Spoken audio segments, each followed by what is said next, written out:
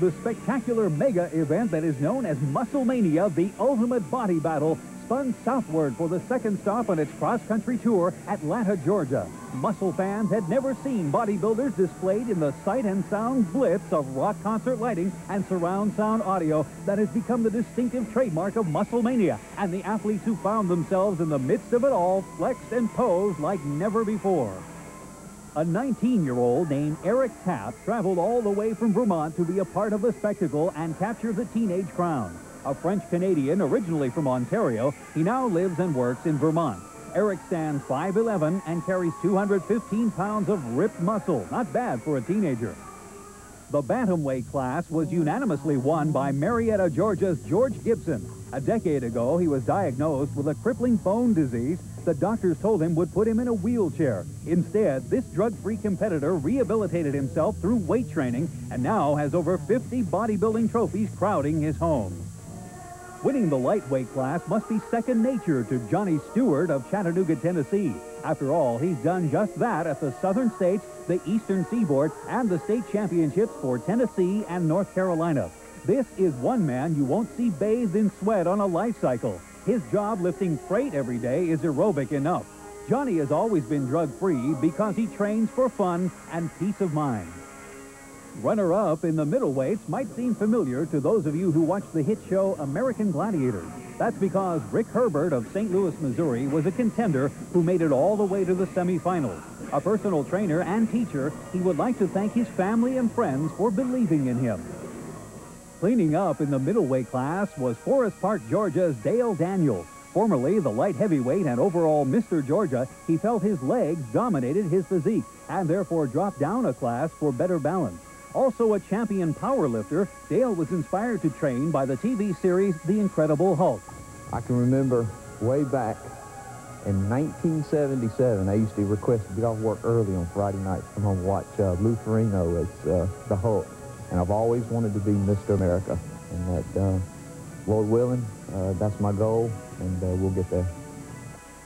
Third in the light heavyweights was Birmingham, Alabama's Kevin Stanley. He had won the middleweight class at this year's Junior USA and Collegiate Nationals, along with a mixed pairs victory at last year's Junior USA with his wife Rita.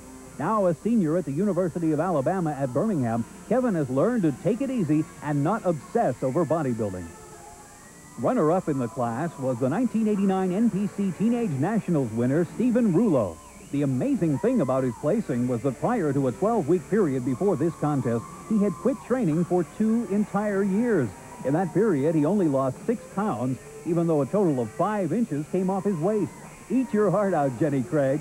Originally from New Hampshire, Stephen now calls Charlotte, North Carolina home, and he works as a draftsman. Well, I've decided I'm going to try to make it into professional ranks. That is my goal, and that's what I'm going to try to be for the next 2 to 3 years. Like a fiend, a madman, I'm going to do it.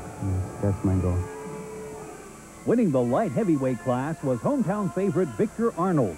Formerly a state record holder in high school track, wrestling, and football, he began training after several years away from those sports. Although he weighed only 140 pounds, he was afraid his newfound inactivity would lead to obesity. Victor works at the Skyline Athletic Club as a hip and butt specialist for women, helping them reduce on those problem areas. Since he doesn't intend to turn pro, he prefers natural bodybuilding. Third in the heavyweight class was James Ford from Tallahassee, Florida. For this contest, he lost a total of 50 pounds, which may have proven to be too much. For someone who once weighed 140 pounds, 250 is some achievement in 4 years of serious training. Winning this class, along with the overall award, was Big Nick Silette from Haines City, Florida. He's always been his own coach from the time when he began hoisting iron in his garage at age 13. Everything has always been trial and error, and he somehow managed to capture the heavyweight division at one of the toughest state shows in the nation, the 1987 Mr. Ohio. In 1988, Nick finally sought the advice of nutrition demigod John Perillo, and the improvements haven't stopped yet. He feels the future of amateur bodybuilding lies in events like Musclemania. What I like to give back to the sport is to encourage people that aren't into bodybuilding to partake of it, because it's not just for the bodybuilders that are athletes, but it's a whole lifestyle for everyone to participate in. Bodybuilding fans across the United States agree. This is the way every contest should be run, with excitement, professionalism, and show-stopping special effects. For American Muscle, I'm John Kobick.